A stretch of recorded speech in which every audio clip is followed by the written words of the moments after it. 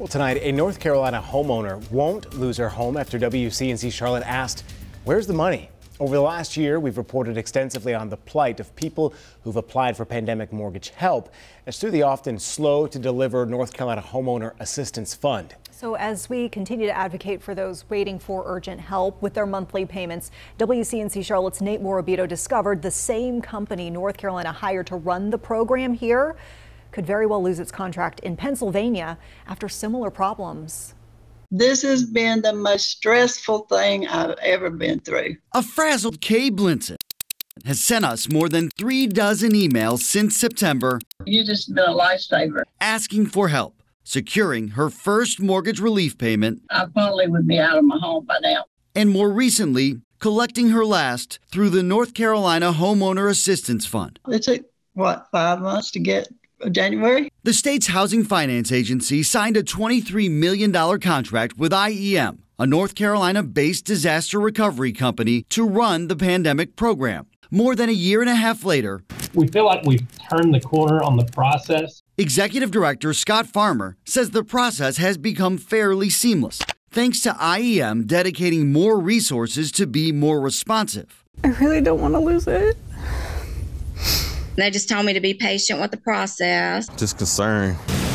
But that came only after homeowners reached out to us and complained about waiting at length for their assistance. Some even started receiving foreclosure notices. We do appreciate the fact that you have continued to follow up and try to help folks that are facing challenges. While Pennsylvania is reviewing its relationship with IEM before making a final decision about terminating the company, I think that we've seen a lot of improvement. North Carolina hasn't felt the need to go so far as even penalizing the company. We had a different project management team than Pennsylvania did. Beyond that, IEM reports receiving 3 times fewer complaints in North Carolina compared to Pennsylvania, and calls North Carolina's program efficient, thanks to continued collaboration designed to speed up payment processing. We just want to help as many folks as we can, as quickly as we can. Still, Farmer knows there's room for improvement. I can't say enough how much I appreciate you because you took a lot of stress off of it. It took much longer than necessary for Kay Blinson to get her assistance. I really deeply appreciate it.